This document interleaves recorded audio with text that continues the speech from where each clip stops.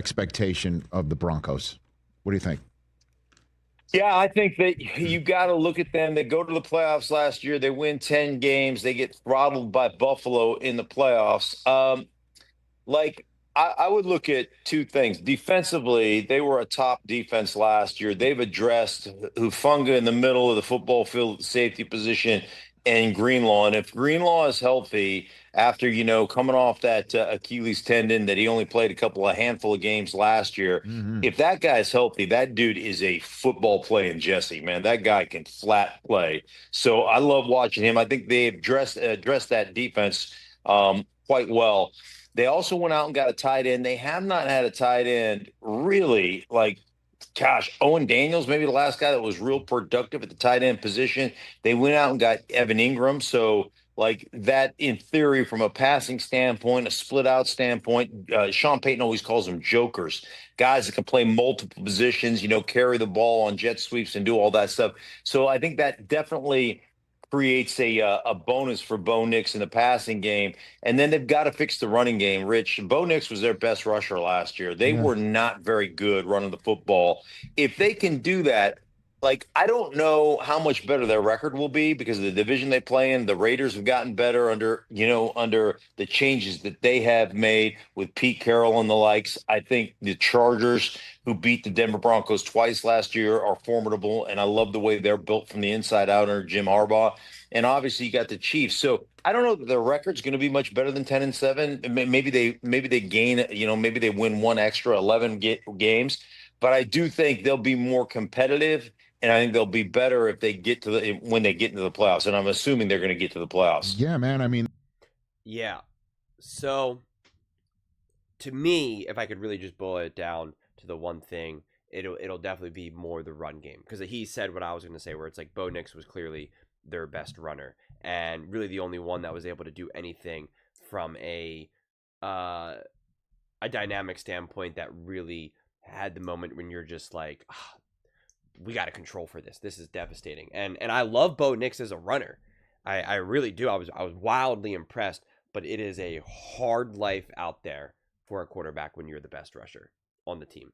It's just a tough way to live, man, and you're just not going to win as many games as you could.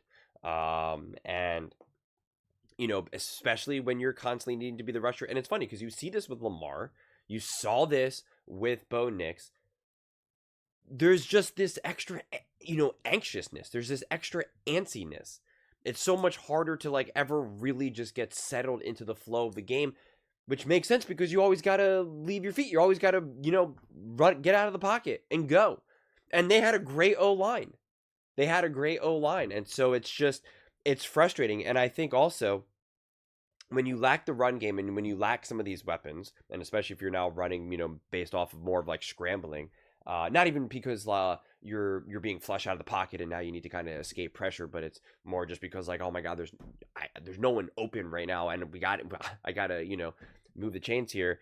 It's just you can't just get set into the flow of the game, into the rhythm, into the timing. Like the offense it just feels extra jittery, and you can see it. You can see it in games. It just doesn't have that rhythm, and we know Sean Payton wants to be able to get into a rhythm.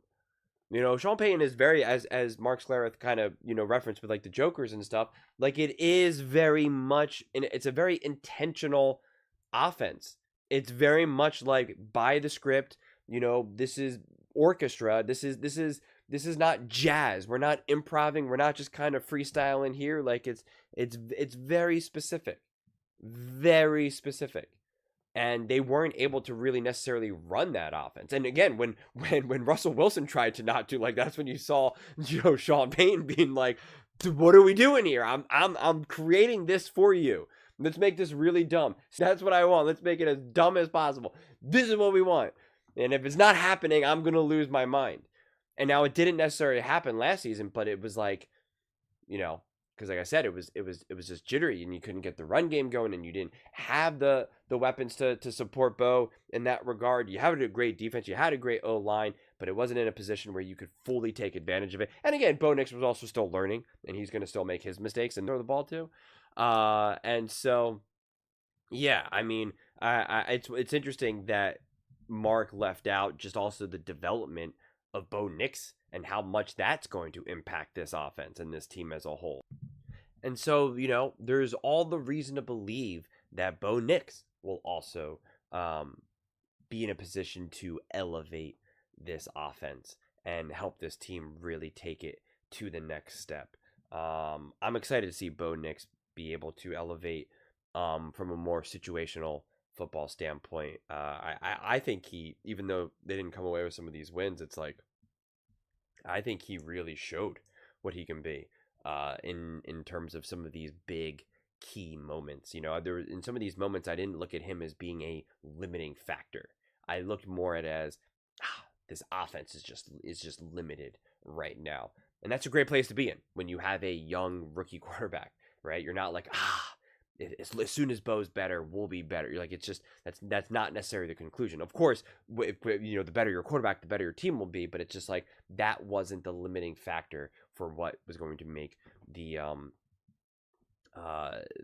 Broncos a better team last year. And even Mark talking about the playoff game, it's like how they got beat pretty good, but like, not initially. Like that game was in the bounds, and the Broncos, and especially Bo Nix, they held their ground. Now, of course, the Bills were just too much, and the dam broke, and that's totally understandable. That's an established team, an established coaching staff, and an established quarterback all together, and on the road and whatnot. And so it's just like that's to be expected in a lot of ways. But the Broncos did not just sit back.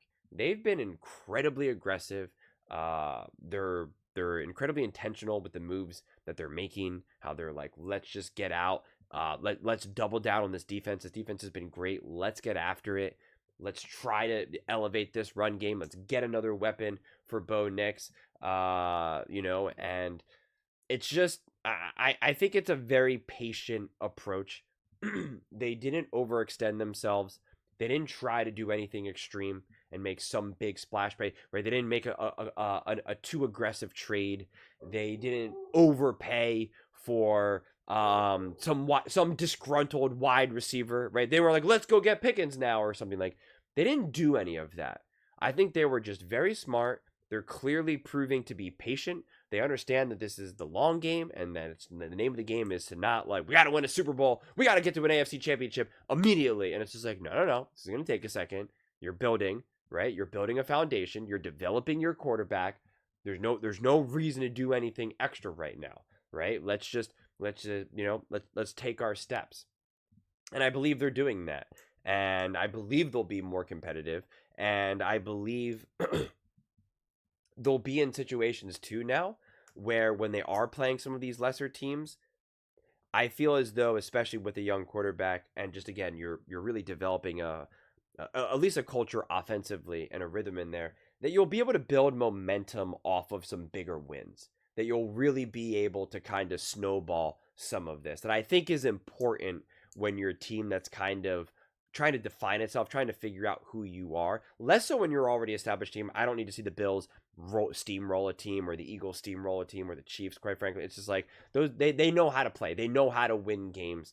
I feel as though at this early on with the Broncos, being able to kind of build that momentum, really get some big wins, put on some good stuff on film just for yourselves, right? To really build off of, to feel comfortable, to build that confidence, and then continue just to rack up the experience of winning close games as well. And I think that's going to be the benefit of such a tough division.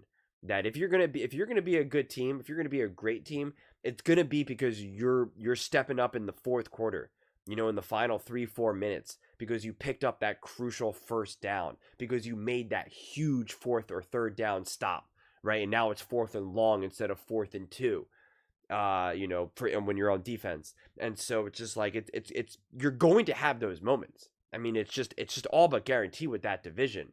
And so this team will be battle tested.